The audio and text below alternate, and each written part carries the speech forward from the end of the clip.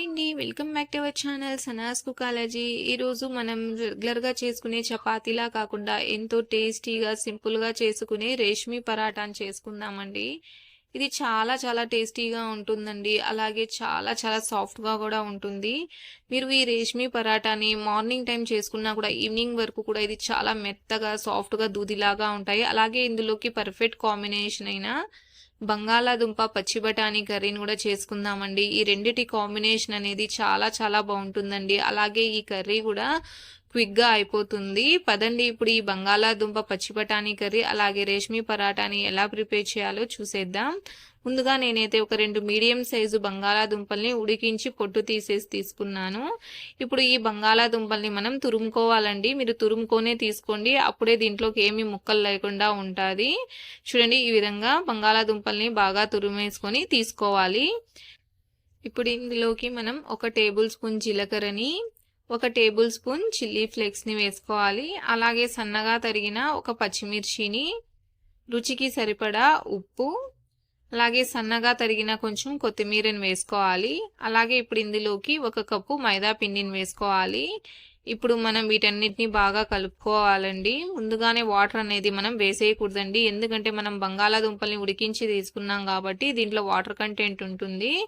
ఇప్పుడు ఇందులోకి ఒక 2 టేబుల్ స్పూన్ల ఆయిల్ని కూడా వేసుకొని కలుపుకోవాలి. ముందుగానే మీరు దీన్ని ఈ విధంగా బాగా కలుపుకోండి. ఇప్పుడు ఈ విధంగా బాగా కలుపుకున్నాక ఇప్పుడు ఇందులోకి మనం ఎక్కువగా నీళ్ళని పోసేయకూడదండి. ఒక 4 నుంచి 5 టేబుల్ స్పూన్ల నీళ్ళని వేసుకుంటే సరిపోతుంది. చూడండి, నీళ్ళని వేసుకొని ఈ విధంగా మెత్తగా సాఫ్ట్గా కలుపుకోవాలండి పిండిని. చూడండి, ఈ విధంగా సాఫ్ట్గా కలుపుకోవాలి. ఈ విధంగా పిండిని కలుపుకున్నాక ఇప్పుడు పైనుంచి ఈ విధంగా కొంచెం ఆయిల్ని అప్లై చేసుకోవాలి. ఈ విధంగా బాగా ఆయిల్ని అప్లై చేసుకున్నాక ఇప్పుడు మనం మూత పెట్టేసి దీన్ని ఒక 15 నిమిషాల పాటు నాననివ్వాలండి. పిండి నానేలోపు మనం కర్రీని ప్రిపేర్ చేసుకుందాం. ఇందుకోసం స్టవ్ మీద ప్యాన్ పెట్టుకొని ఇందులోకి ఒక 3 లేదా 4 టేబుల్ స్పూన్ల ఆయిల్ని వేసుకోవాలి. ఇప్పుడు ఇందులోకి సన్నగా చాప్ చేసుకున్న ఒక 1/2 కప్పు ఉల్లిపాయల్ని వేసుకోవాలండి. నేనైతే చాపర్లో చాప్ చేసి వేసుకుంటున్నాను. మీరైనా చాపర్లో చాప్ చేసుకోండి లేదా గ్రైండ్ చేసైనా వేసుకోండి. ఇప్పుడు ఉల్లిపాయని మనం లైట్ గోల్డెన్ కలర్ వచ్చేంత వరకు ఫ్రై చేసుకోవాలండి. చూడండి, ఈ విధంగా లైట్ గోల్డెన్ కలర్లోకి వస్తే సరిపోతుంది. ఇప్పుడు ఇందులోకి 1 టేబుల్ స్పూన్ అల్లం వెల్లుల్లి పేస్ట్ని వేసుకొని అల్లం వెల్లుల్లి పేస్ట్లో పచ్చివాసన పోయేంత వరకు దీన్ని బాగా ఫ్రై చేసుకోవాలండి. కనీసం ఒక 2 నిమిషాలైనా దీన్ని వేయించుకోండి. అప్పుడే మన కర్రీ రుచి అనేది చాలా బాగుంటుంది. ఈ విధంగా వేపుకున్నాక ఇప్పుడు ఇందులోకి ఒక 2 టమోటాలని కూడా ఈ విధంగా చాప్ చేసి వేసుకోవాలి. మీరు టమోటాలని కూడా గ్రైండ్ చేసి కూడా తీసుకోవచ్చండి. నేనైతే చాపర్లో చాప్ చేసుకొని తీసుకుంటున్నాను. టమోటాలు వేసుకున్నాక ఒకసారి బాగా కలిపేసుకున్నాక ఇప్పుడు మనం మూత పెట్టేసి ఒక 2 నిమిషాల పాటు మీడియం ఫ్లేమ్లో టమోటాలని మగ్గించుకోవాలి. 2 నిమిషాల తర్వాత చూడండి, టమోటాలు అనేటివి మగ్గాయండి. అలాగే ఆయిల్ కూడా పైకి తేలుతోంది. ఇప్పుడు దీన్ని ఒకసారి మిక్స్ చేసేసుకొని ఇప్పుడు ఇందులోకి రుచికి సరిపడా ఉప్పు, 1/4 టేబుల్ స్పూన్ పసుపు, 1 టేబుల్ స్పూన్ కారపొడిని, 1 టేబుల్ స్పూన్ ధనియాల పొడిని వేసుకోవాలి. ఇప్పుడు మనం మంటని లో ఫ్లేమ్లో పెట్టేసుకోవాలండి. లో ఫ్లేమ్లో పెట్టేసుకొని ఈ పొళ్ళని మనం 1 నిమిషం పాటు లో ఫ్లేమ్లోనే వేయించాలి. హై ఫ్లేమ్లో వేయిస్తే మాడిపోతాయి కాబట్టి లో ఫ్లేమ్ పెట్టుకొని దీన్ని 1 నిమిషం పాటు వేయించుకున్నాక ఇప్పుడు ఇందులోకి 2 మీడియం సైజు బంగాళాదుంపల్ని ఉడికించి ఈ విధంగా చిన్న ముక్కల్లాగా కట్ చేసుకొని వేసుకోవాలి. ఇప్పుడు ఇందులోకి ఒక 1/2 కప్పు ఉడికించిన పచ్చి బఠానీని కూడా వేసుకొని ఇప్పుడు వీటన్నిటిని ఒకసారి బాగా కలుపుకోవాలండి. ఇవన్నీ మసాలాలో బాగా మిక్స్ అవ్వాలి. చూడండి, ఈ విధంగా బాగా కలిపేసుకున్నాక మసాలాతో పాటే ఇంకొక 2 నిమిషాల పాటు వీటిని మగ్గనివ్వాలి. 2 నిమిషాల తర్వాత ఇప్పుడు ఇందులోకి 1 కప్పు నీళ్ళని పోసుకుందాం. నీళ్ళని పోసుకున్నాక ఇప్పుడు దీన్ని ఒకసారి బాగా మిక్స్ చేసుకుందామండి. మిక్స్ చేసుకున్నాక ఇప్పుడు మనం మూత పెట్టేసి మీడియం ఫ్లేమ్లో ఒక 10 నుంచి 12 నిమిషాలు ఉడికించుకుంటే సరిపోతుంది. ఎందుకంటే మనం ఉడికించిన బంగాళాదుంపలు బఠానీని వేసుకున్నాం కాబట్టి త్వరగానే ఇవి ఉడికిపోతాయి.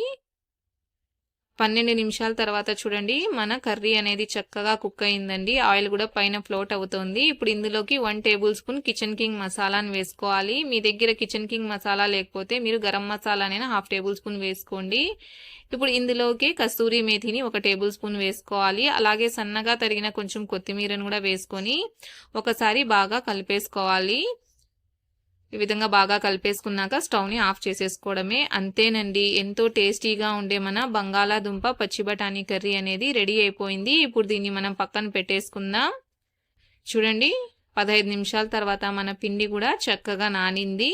ఇప్పుడు దీన్ని ఇంకొక నిమిషం పాటు ఈ విధంగా బాగా కలుపుకోవాలి. ఈ విధంగా కలుపుకున్నాక ఇప్పుడు మనం చిన్న చిన్న పిండి ముద్దల్లాగా దీన్ని చేసుకోవాలండి. చూడండి, ఈ విధంగా మరీ పెద్ద ముద్దల్లాగా చేసుకోవద్దండి, చిన్న చిన్న ముద్దల్లాగా చేసుకోండి.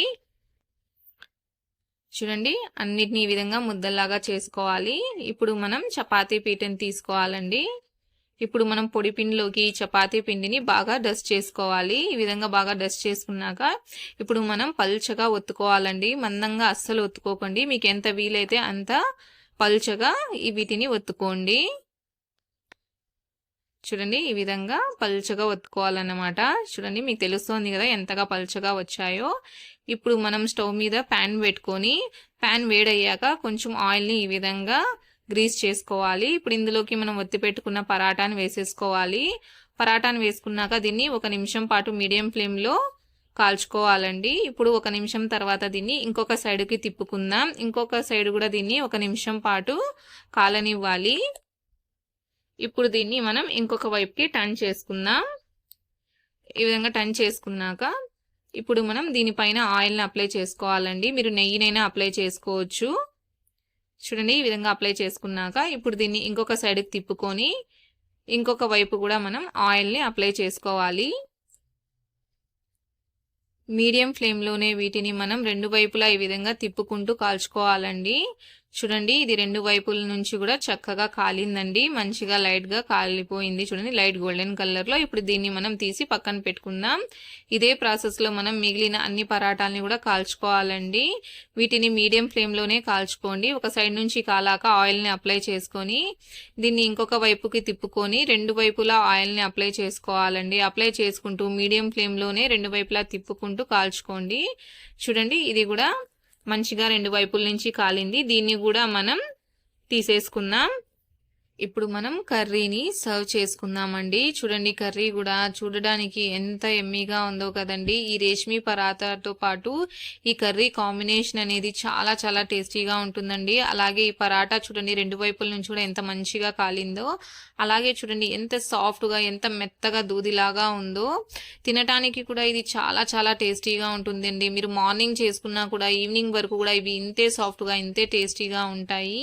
ఈ రేష్మి పరాటాలోకి బంగాళాదుంప పచ్చి బఠానీ కర్రీ కూడా చాలా చాలా టేస్టీగా ఉంటుందండి. మీరు కూడా తప్పకుండా ఈ 2 రెసిపీస్ని కూడా ట్రై చేసి చూడండి.